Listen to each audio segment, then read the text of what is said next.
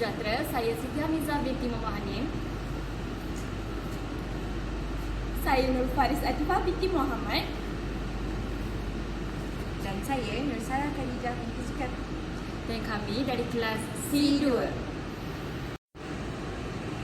Dalam video ini kami akan membincangkan berkaitan dengan kemelesetan ekonomi global Pada tahun 2008 hingga 2009, Dan kemunculan kuasa baru ekonomi dunia. China dan India di Asia. Saya Siti Hamizah. Jadi berkaitan dengan kemelesetan ekonomi ini, pada tahun 2008 sehingga 2009, kemelesetan ekonomi global yang berlaku telah menyebabkan gangguan terhadap kestabilan ekonomi dunia dari segi perubahan harga petroleum bagi kemunculan kuasa baharu ekonomi dunia, terutamanya negara China dan juga India. Baiklah, seterusnya saya akan menceritakan serba sedikit berkaitan dengan kemelesetan ekonomi pada tahun 2008. Jadi seperti yang kita tahu bahawa krisis ekonomi secara besar-besaran telah berlaku pada tahun 2008 dan terdapat petunjuk yang jelas ditunjukkan dalam menjurus ke arah kemelesetan ekonomi tersebut. Jadi krisis ini dapat dilihat melalui peningkatan harga minyak mentah yang memuncak kepada US $147 setong pada Julai 2008 dan seterusnya susut kepada US $51. Bukan itu sahaja, harga bahan makanan juga turut meningkat disebabkan oleh bahan makanan ini telah menjadi sumber alternatif kepada sumber biofuel bankruptsi bank-bank di dunia yang berpunca daripada krisis kredit serta pengangguran. Dan OECD Outlook atau dikenali sebagai Organization of Economic Cooperation Development mengatakan bahawa inflasi global telah mencecah ke paras tertinggi dalam sejarah pada Februari 2008. Seperti yang saya katakan tadi, kemelesetan ekonomi ini juga telah memberikan kesan ataupun impak terutamanya kepada keruntuhan beberapa bank utama di Amerika Syarikat yang merupakan kemelesetan ekonomi yang terburuk dan berpanjangan sejak Perang Dunia yang Kedua. Dan seterusnya, krisis ekonomi global yang bermula di Amerika Syarikat juga telah merebak hampir ke seluruh dunia seperti di negara Eropah, di Iceland, di mana negara itu sendiri mengalami keruntuhan sistem keuangan sepenuhnya yang telah memaksa mereka untuk membuat pinjaman daripada negara-negara jiran dan juga International Monetary Fund ataupun dikenali sebagai IMF. Dan pada masa yang sama, kemelesetan ekonomi ini bukan sahaja memberi impak atau kesan kepada ekonomi negara, sama ada ekonomi awam ataupun swasta, tetapi turut mempengaruhi keadaan sosioekonomi masyarakat. Baiklah, seterusnya, kemelesetan ekonomi yang berlaku pada tahun 2008 telah memberikan kesan-kesan negatif ataupun impak negatif kepada negara-negara di dunia, sama ada negara yang maju ataupun yang membangun. Jadi, antara kesannya yang pertama sekali adalah harga komoditi, khususnya harga petroleum melambung tinggi. Jadi, pada dekad 2000-an telah menyaksikan ledakan komoditi, iaitu harga komoditi ini telah nak naik kembali selepas melalui kemelesetan komoditi besar pada tahun 1980 sehingga 2000. Jadi walau bagaimanapun, kenaikan harga komoditi yang melampau ini terutamanya minyak dan juga makanan dan telah mengakibatkan berlakunya ancaman stagflasi dan juga pengunduran globalisasi pada tahun 2008. Selepas itu, kesan yang kedua pula adalah inflasi melanda dunia.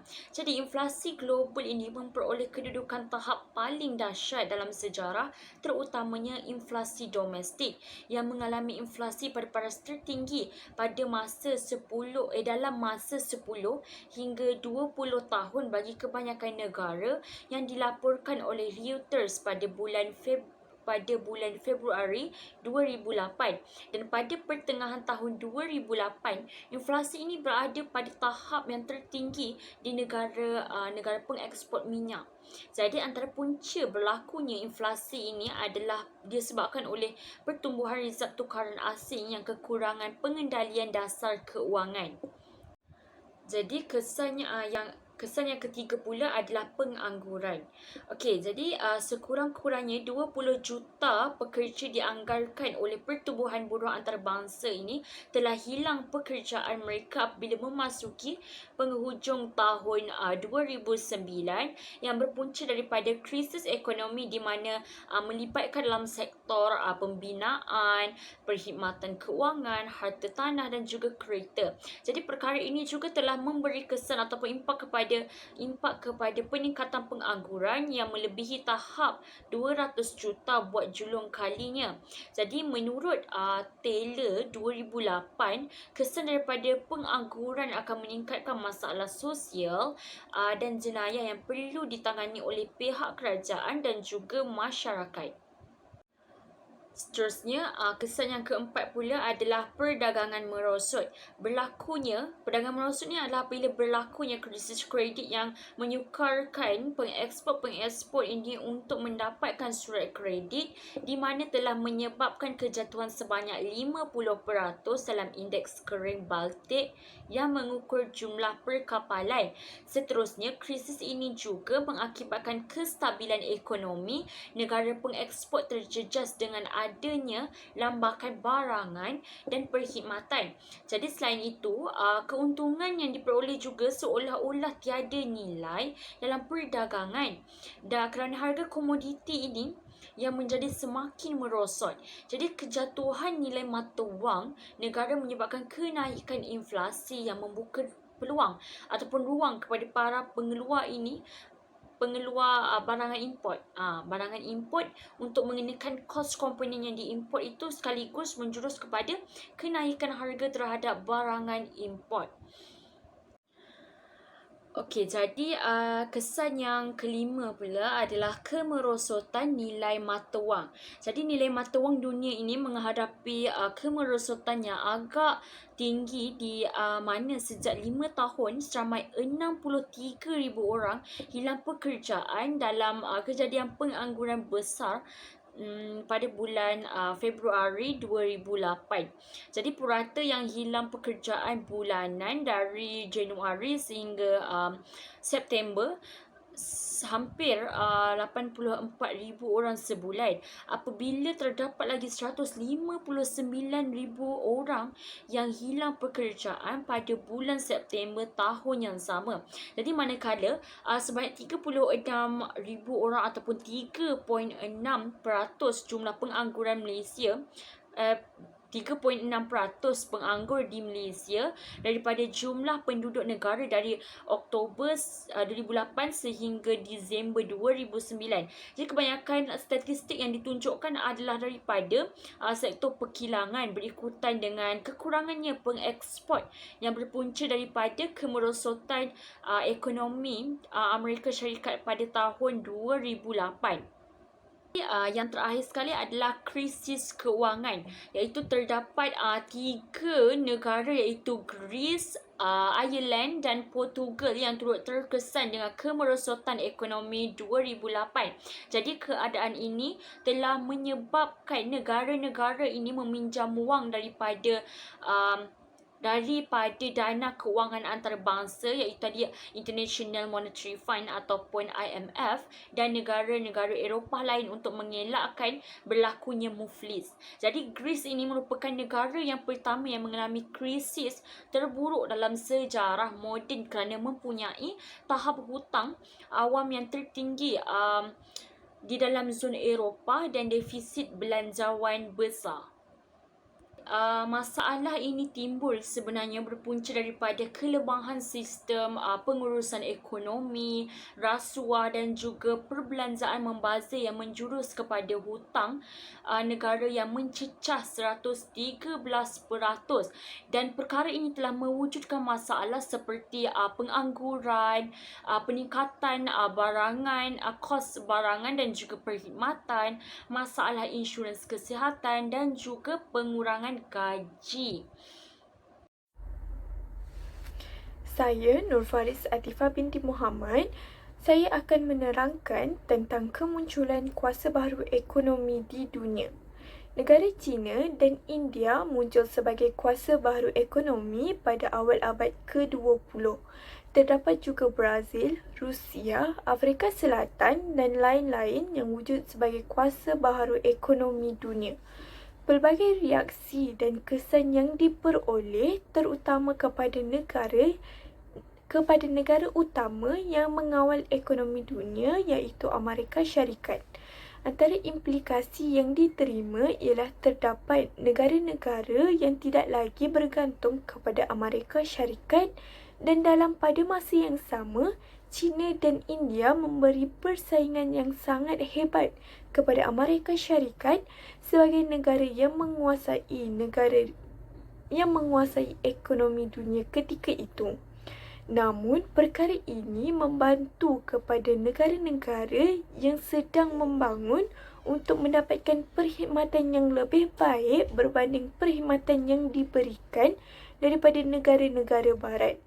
Dalam kursus ini, kami akan mengupas lebih lanjut tentang kemunculan China dan India di Asia sebagai kuasa baharu ekonomi dunia yang mengurangkan kebergantungan negara-negara lain kepada Amerika Syarikat.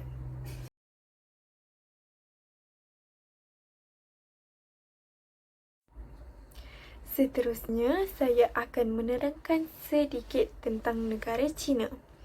China atau RRC iaitu Republik Rakyat China merupakan negara yang mempunyai penduduk paling ramai di Asia Timur iaitu seramai lebih 1,300 juta orang iaitu hampir 1/5 manusia di dunia ini. Negara ini juga merupakan negara ketiga ataupun keempat yang terluas di dunia serta negara kedua terluas dari segi keluasan daratannya. Keluasan RRC ini kira-kira 9.6 juta kilometer persegi. Seperti yang kita boleh lihat di slide sebelum ini, China mempunyai kawasan yang sangat besar di dalam peta dunia. China menggunakan sistem satu parti di bawah pemerintahan Parti Komunis China. Mempunyai 22 wilayah, 5 kawasan berautonomi, 4 perbandaran takbiran langsung iaitu Beijing, Tianjin, Shanghai dan Chongqing dan 2 kawasan pentadbiran khas yang berautonomi tinggi iaitu Hong Kong dan Macau. Kawasan ini merupakan kawasan yang sangat pesat membangun. Wilayah yang dipilih untuk dijadikan ibu negara China ialah Beijing. Sejarah pertubuhan China. Tamadun China merupakan tamadun terawal di dunia yang menjadi makmur di lembangan subur Sungai Kuning. Sistem politik negara China menggunakan sistem raja turun-temurun sejak dahulu lagi atau lebih dikenali sebagai dinasti. Dinasti pertama yang wujud iaitu dinasti Xia pada abad 2000-an sebelum Masihi. Namun, pada ketika itu belum adanya negara China yang bersatu. Negara China yang bersatu wujud pada dinasti kedua iaitu dinasti Qin pada 221 sebelum Masihi. Kemudian diteruskan pada tahun 1644 dengan dinasti Qing. Dinasti Qing ini berakhir apabila pejuang nasionalis Kuomintang menubuhkan Republik China atau ROC pada tahun 1911. Terdapat pergaduhan saudara pada pertengahan pentadbiran ROC yang membahagikan negara kepada 2 paksi politik iaitu Kuomintang dan Komunis. Pada tahun 1949, pergaduhan telah dimenangi oleh Parti Komunis Rakyat China yang membuatkan China pada masa kini ditadbir berasaskan Parti Komunis. Parti Komunis inilah yang mengasaskan Republik Rakyat China. Pejuang nasionalis Kuomintang telah mengundurkan diri dan berpindah ke Taipei dan mentadbir Taiwan. Seterusnya, kita beralih kepada perkembangan ekonomi China. China pada masa kini merupakan ekonomi kedua terbesar di dunia mengalahkan Jepun. Menurut Gu Changyong 2006, China bukan sahaja telah berjaya menarik perhatian Malaysia dan negara-negara Asia Tenggara, bahkan Amerika Syarikat dan Australia yang merupakan negara utama ekonomi juga tertarik untuk mengadakan hubungan diplomatik dengannya.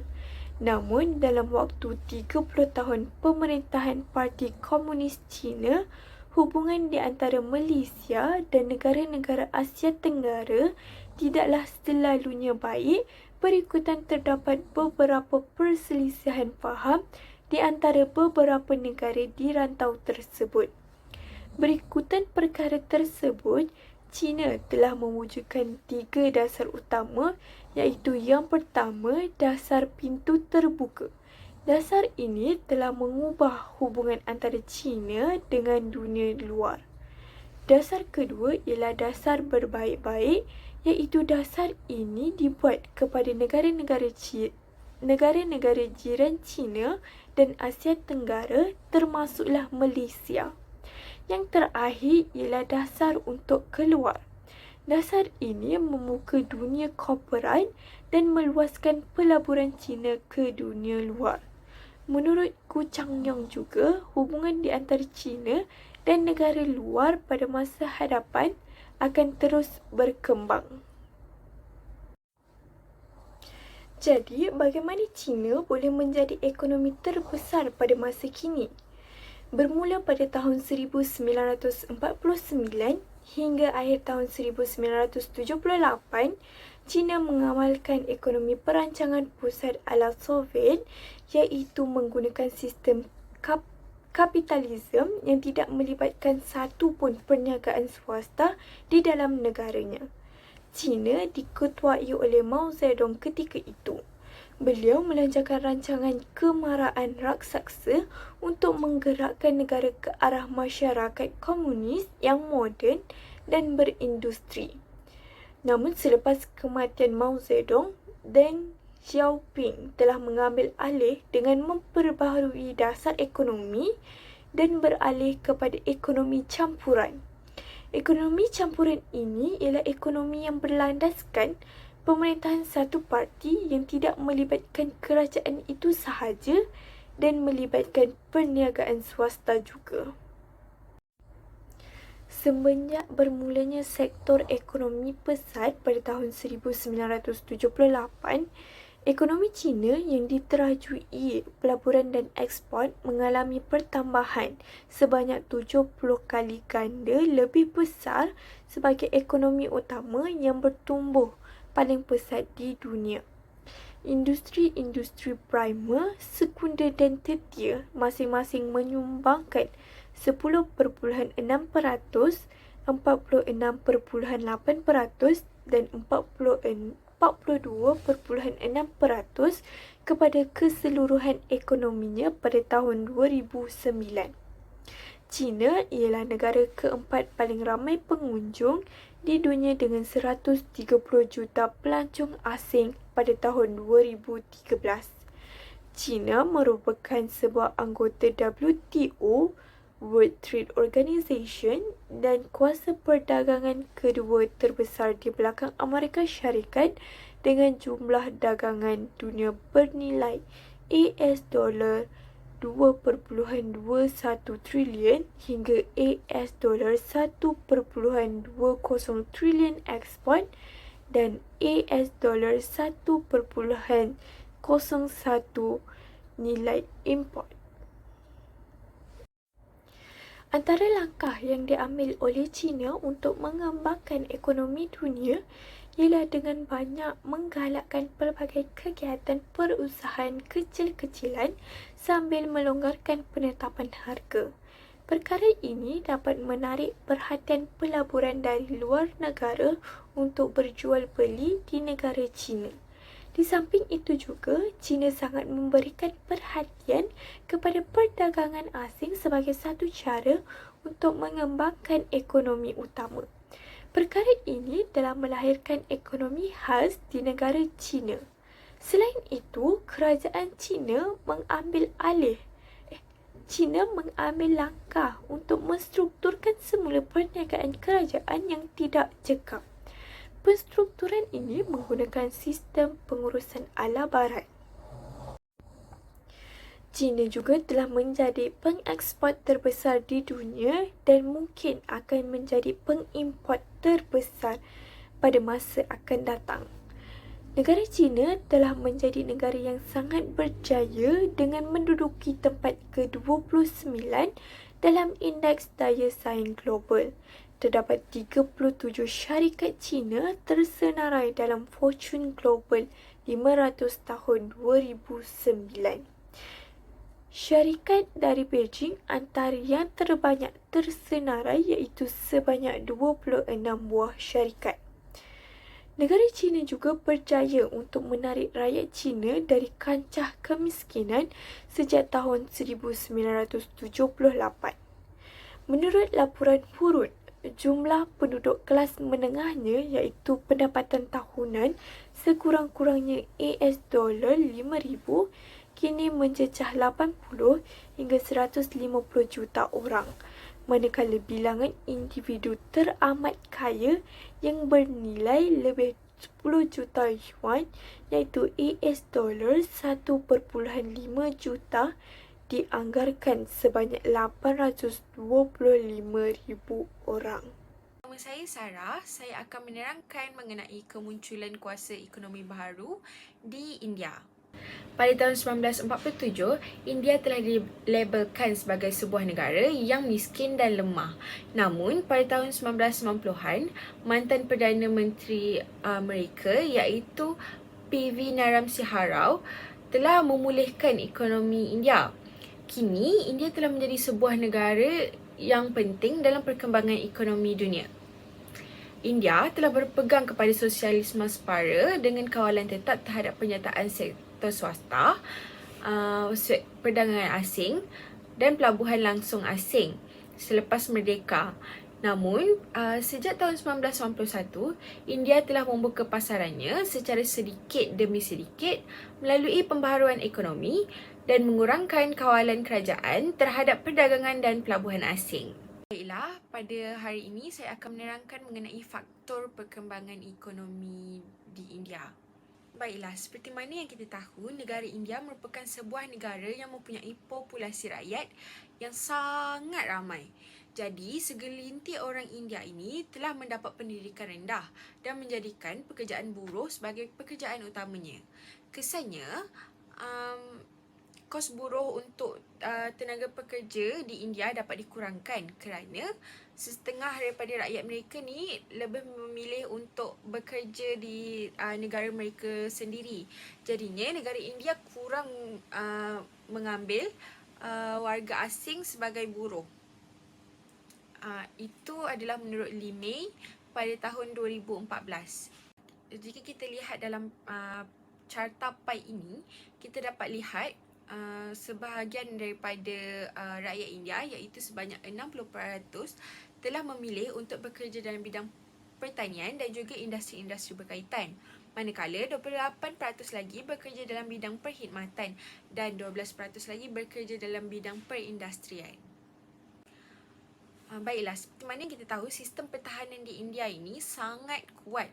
Jadi, tidak berlakulah peperangan ataupun kacau bilau di negara India.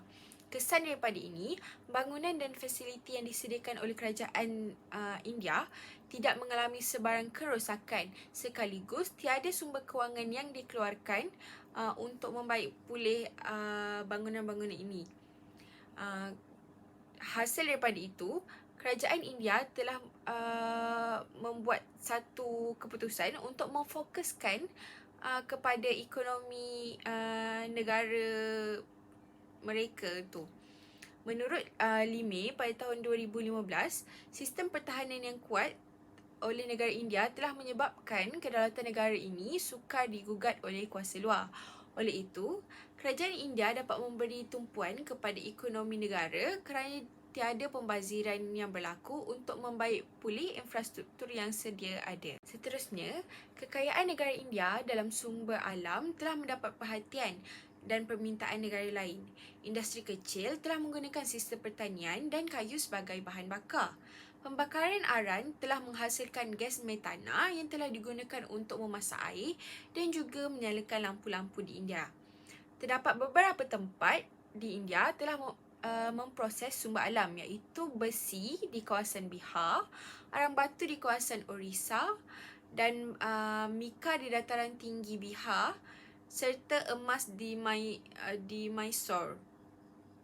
Manakala minyak dan gas juga terdapat di India, tetapi jumlahnya sangat terhad dan masih dalam proses cari gali. Bukan itu saja, India juga telah terlibat dalam pelaburan semikonduktor, iaitu menurut Mahapatra pada tahun 2014, dalam laporan Reuters pada tahun 2021 telah melaporkan bahawa kerajaan India kini terlibat dalam pembinaan semula industri semikonduktor global. Kesannya, kerajaan telah membelajarkan sekitar 10 bilion iaitu bersamaan dengan 42 bilion ringgit Malaysia untuk pemberian subsidi kepada syarikat-syarikat yang mahu mengembangkan penawaran kemudahan pembangunan yang menghasilkan semikonduktor di India. Baiklah, antara syarikat-syarikat yang berminat untuk membuka kilang di India ini adalah syarikat Tower Semiconductor daripada Israel, Foxconn daripada Taiwan dan juga sebuah syarikat pembuatan chip yang telah berminat untuk membuka kilang di India. Malah, kerajaan India turut membantu sebanyak 100 syarikat pembuat chip pembuat chip kecil tempatan untuk meluaskan lagi pembangunan teknologi dalam masa yang singkat ini. Kerajaan India beranggapan dengan cara ini mereka dapat melahirkan 35,000 pekerjaan berkemahiran tinggi, 100,000 pekerjaan tambahan dalam sektor elektrik dan juga pembangunan akan menarik lebih banyak pelabur untuk melabur di India. India juga telah meningkatkan keluaran dalam negara kasar iaitu KDNK. Sebanyak 9.4% peningkatan keluaran dalam negara kasar KDNK telah menyebabkan ekonomi India semakin berkembang pesat di dunia ini. KDNK India dari segi kadar pertukaran Amerika Syarikat ialah sebanyak 1.103 trilion US dollar dan menjadikan India ini sebagai negara ekonomi ke-8 terbesar di dunia pada tahun 2018. India telah mempunyai KDNK ke-5 terbesar dari segi kuasa beli pengguna dengan jumlah sebanyak 2,341,000. Pendapatan per kapita India pula sebanyak 820 US dollar iaitu pada tangga ke-128 dunia. Manakala pendapatan per kapita ialah 3,700 US dollar dan berada di tangga ke-118 dunia. Selain itu, nilai ekspor dan import India juga turut meningkat. Nilai ekspor India dianggarkan berjumlah sebanyak 112 bilion US dollar dan import pula sekitar 187.9 bilion dolar pada tahun 2006. Komoditi ekspor utama yang dijual ialah tekstil, barang kemas, hasil kejuruteraan dan perisian, manakala barangan import utama ialah minyak mentah, jentera, baja dan juga kimia. Minyak India yang paling utama ialah Amerika Syarikat, Kesatuan Eropah, China dan Emirat Arab Bersatu iaitu UAE. Syarikat-syarikat antarabangsa ini telah menjadikan India sebagai destinasi popular untuk pelancongan perubatan. Negara India yang kaya dengan pelbagai barangan ini tadi telah mengeksport sektor perisian dan perkhidmatan kewangan, penyelidikan dan teknologi, manakala sumber alam semula jadi India pula ialah tanah tanaman, boksit, kromit, arang, intan, biji besi, batu kapur, mangan, mika, gas asli petroleum dan juga biji titanium. Terdapat beberapa faktor pertumbuhan ekonomi India, iaitu yang pertama ialah pada tahun 1991, ekonomi India telah mengalami kemunduran walaupun ekonomi China telah mula berkembang ke hadapan pada ketika ini. Namun, pada zaman pemerintahan Perdana Menteri iaitu P.V. Narasimha Rao, iaitu pada tahun 1991, ekonomi India telah berubah dari bersifat sosialisme kepada amalan kapitalisme, iaitu menurut Meredith pada tahun 2018. Menurut Meredith pada tahun 2008. Dasar Pandang Timur ini telah diperkenalkan pada zaman pemerintahan P.V. Narasimha Rao yang merujuk kepada program reformasi yang dijalankan oleh India untuk menjalinkan hubungan ekonomi dan strategi yang luas dengan negara-negara di Asia Tenggara dan juga Asia Timur. Pada tahun 2014, pemerintahan dalam negara India ini telah bertukar tangan kepada Narendra Modi pula. Pada ketika itu, Dasar Pandang Timur telah ditukar kepada Dasar Tindak Timur, di mana dasar luar telah menjadi pedoman kepada Narendra Modi. Menurut Modi, dasar luar tidak merujuk kepada cara berfikir, tetapi proses mencari permulaan untuk kepentingan bersama, iaitu negara-negara bergantung antara satu sama lain. Selain itu, India juga perlu bertindak lebih rasional dan juga efektif untuk mencapai pembangunan ekonomi yang cemerlang dan juga sama taraf dengan negara hebat yang lain. Oleh itu, Narendra Modi telah melawat beberapa buah negara luar dan menjalinkan hubungan diplomatik dengan pemimpin negara lain, termasuklah bekas Presiden Amerika Syarikat iaitu Barack Obama, Presiden China iaitu Xi Jinping dan juga Presiden Rusia iaitu Vladimir Putin. Pengubalan dasar Tindak Timur ini telah mewujudkan hubungan India dengan negara-negara Tenggara dan juga Asia Timur bagi memastikan kerjasama diplomasi ketenteraan itu terjalin.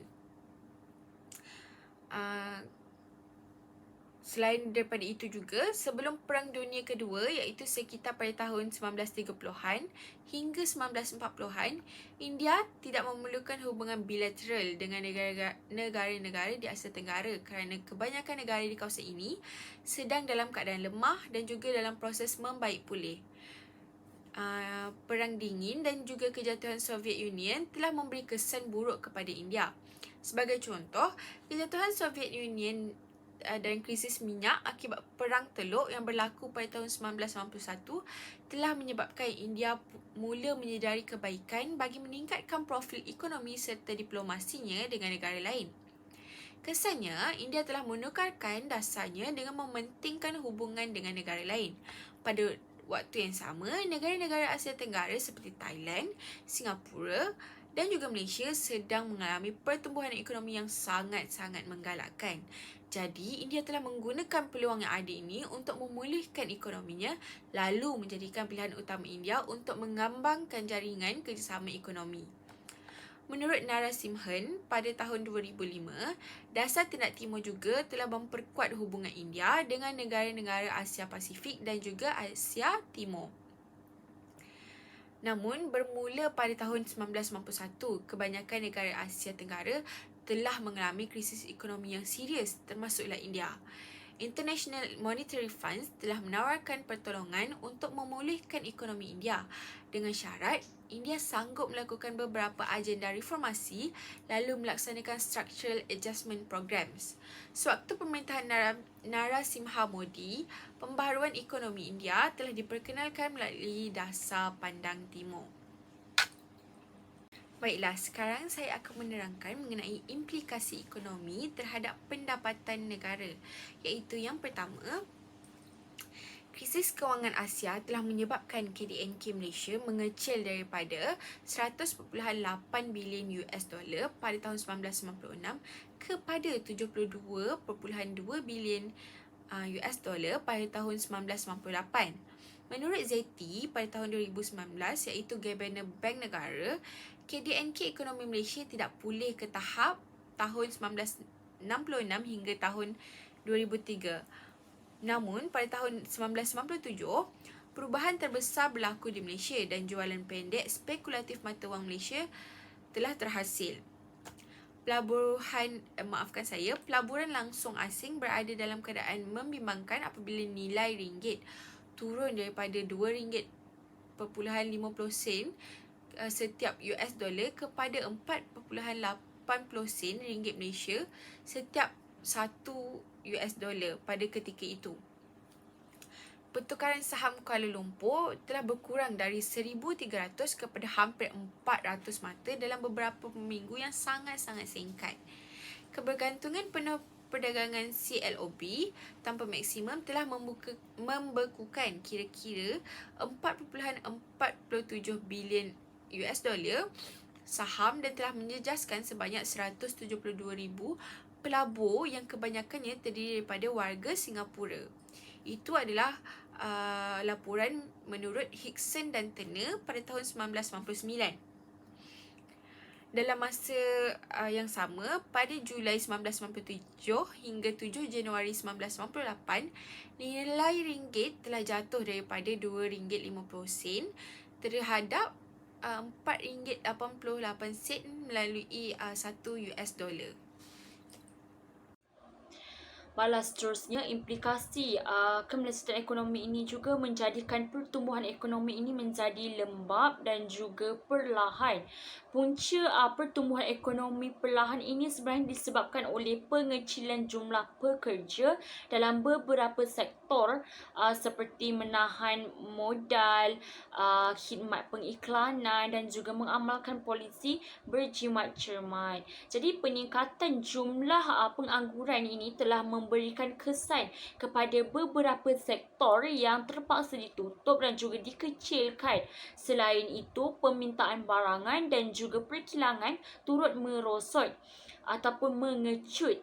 Okey, jadi Malaysia juga tidak terkecuali sebenarnya dalam mengalami defisit akaun mata wang yang melebihi 5% KDNK pada 1997. Seterusnya, terdapat penyangak mata wang yang menyerang ringgit Malaysia dan pada 17 Ogos 1997, Malaysia ini berjaya membuat mata wangnya selepas ringgit jatuh merudum. Jadi selepas itu Standard dan Poor's telah menurunkan rating hutang Malaysia 4 hari kemudian. Dan apabila kemerosotan dalam nilai pendapatan domestik, maka kuasa membeli ini menurun yang berpunca daripada tidak berlakunya keseimbangan permintaan dan juga penawaran. Terdapat beberapa tindakan Malaysia dalam menangani kegawatan ekonomi, iaitu yang pertama ialah polisi kewangan. Okey. Pendekatan Malaysia dalam mencegah krisis ekonomi boleh dibahagikan kepada 3 tahap, iaitu pada peringkat pertama ialah krisis sektor kewangan, di mana pertumbuhan defisit akaun semasa, pinjaman terlampau kepada sektor tertentu dan juga aliran keluar modal. Dengan cara ini, pengawalan kewangan dan fiskal yang ketat telah dijalankan. Nilai kecairan yang berlebihan juga telah diserap. Bagi memaksimalkan pertumbuhan kredit dan juga menghalang pinjaman kepada sektor harta tanah dan juga pembelian saham. Kadar bunga juga turut ditingkatkan bertujuan untuk menghalang aliran keluar dana melalui pendekatan galakan tabungan dan juga menarik dana asing. Kesannya, nilai ringgit kian stabil sekaligus kadar upah pekerja sektor awam dan swasta dapat dikurangkan atau disekat demi menghadkan penggunaan swasta. Itu adalah menurut laporan daripada Muhammad Akmal pada tahun 2019. Akibat langkah kerajaan dalam tahap pertama kurang memuaskan, maka langkah counter cyclical telah mula diaplikasikan, menandakan bermulanya tahap kedua.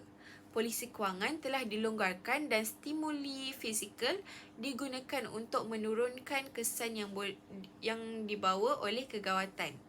Kesimpulannya, polisi dan strategi penambahbaikan ekonomi dapat dianalisis dengan lebih mendalam seperti yang pertama ialah polisi kewangan, iaitu nilai mata wang telah ditetapkan bersamaan RM3.80 itu bersamaan dengan $1 Amerika Syarikat.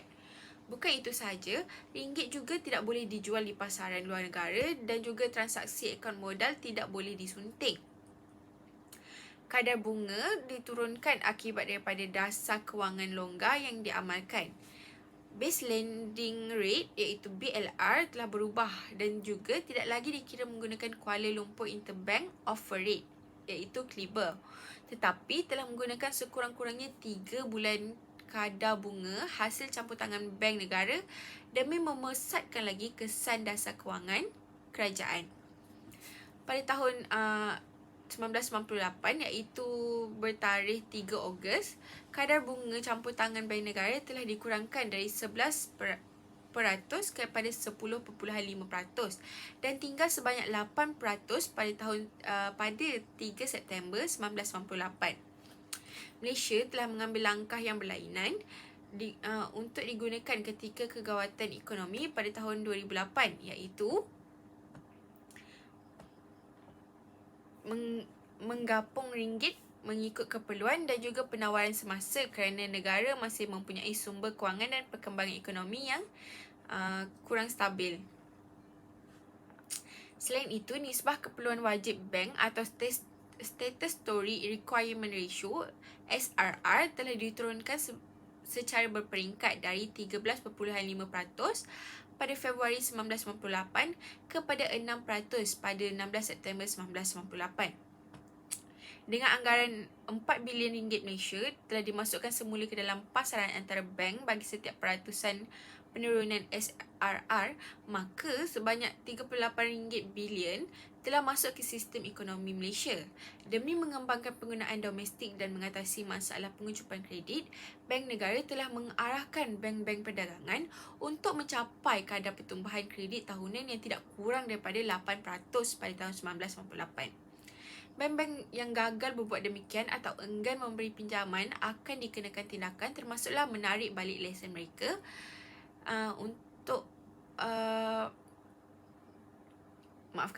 menarik balik lesen mereka. Tindakan kedua yang dilakukan oleh Malaysia dalam menangani kegawatan ekonomi di negara ialah dengan mengubah dasar polisi fiskal. Polisi fiskal ialah proses pemerintahan atau perundangan mengenai ekonomi di negara. Kerajaan telah memperuntukkan sebanyak RM7 bilion untuk perbelanjaan pembangunan seperti memfasilitikan penggantian import dan menambah pembiayaan ekspor. Kerajaan juga mengeluarkan duit sebanyak RM5 bilion untuk menambah baik projek infrastruktur seperti sumber air, lebuh raya dan lapangan terbang. Selain itu juga, pada tahun 1999, kerajaan memberikan beberapa keistimewaan dengan mengecualikan cukai selama tempoh 5 tahun. Di samping itu juga, duty excise bagi peti sejuk dan beberapa barangan dimansuhkan. Duty excise ini ialah cukai yang dikenakan ke atas barang-barang tertentu yang diimport ke Malaysia. Namun, bukan semua barang duty excise dimasukkan. Kerajaan juga menaikkan cukai bagi minuman alkohol, tembakau dan cukai perjudian untuk mengelakkan masalah yang akan berlaku. Kerajaan juga telah menstrukturkan semula sektor kewangan. Penstrukturan ini terbahagi kepada 2 fasa, iaitu fasa pertama ialah fasa aktiviti penstabilan. Fasa ini melihatkan pertubuhan dana harta. Dana harta ini bertujuan untuk membeli pinjaman tidak berbayar atau NPL. Fasa ini juga menubuhkan dana modal iaitu bertujuan untuk menyuntik modal kepada institusi keuangan. Fasa kedua ialah proses reformasi. Fasa ini melibatkan sektor corporate di bawah Corporate Debt Restructured Committee serta penggabungan bank dan pembangunan pasaran bond. Tindakan yang seterusnya ialah mengambil peranan Special Purpose Vehicle atau SPF. Dana harta dan dana modal yang merupakan SPF diwujudkan pada tahun 1998. Dana harta dibina bagi mengambil alih NPL daripada Institut Keuangan Malaysia. Dana harta bertujuan untuk mengurangkan beban keuangan yang dihadapi oleh NPL kepada institusi keuangan di Malaysia. Antara sistem pengurusan dana harta ialah pelantikan pentadbir khas untuk mentadbir syarikat dan penjualan semula aset melalui sistem tender. Dana modal pula dibina untuk mengelakkan risiko keselamatan kepada sektor keuangan.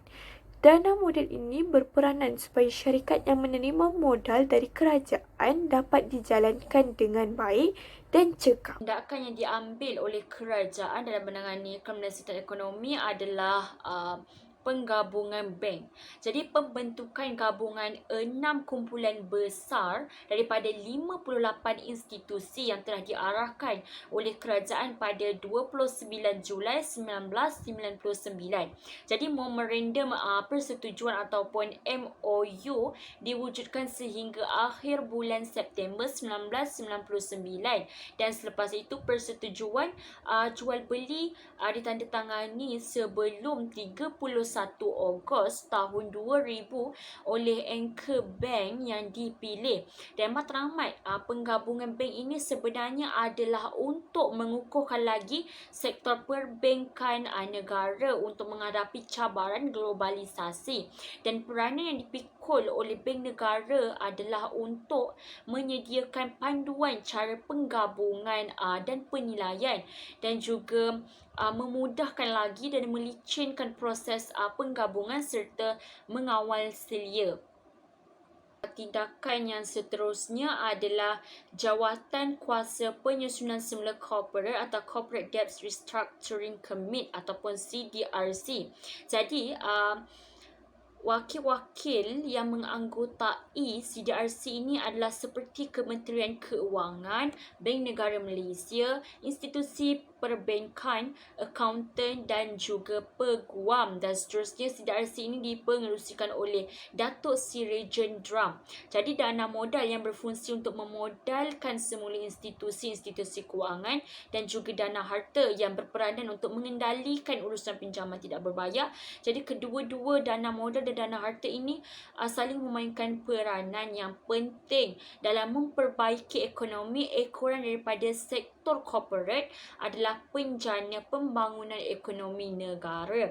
Jadi seterusnya, jawatan kuasa pemandu yang berperanan mengawasi dan juga menyelaraskan aktiviti-aktiviti yang dijalankan oleh ketiga-tiga agensi yang terlibat, iaitu seperti dana harta, dana modal dan juga CDRC, serta dipengerusikan oleh Gubernur Bank Negara Malaysia.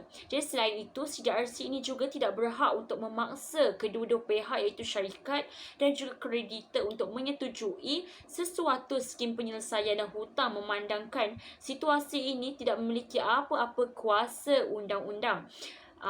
Namun sebaliknya, institusi ini hanya berfungsi sebagai pengantara ataupun medium dalam perbincangan skim penyusunan hutang. Dan sebelum sesuatu skim penyelesaian boleh dijalankan oleh syarikat berkenaan, persetujuan dari semua kreditor harus diperolehi terlebih dahulu.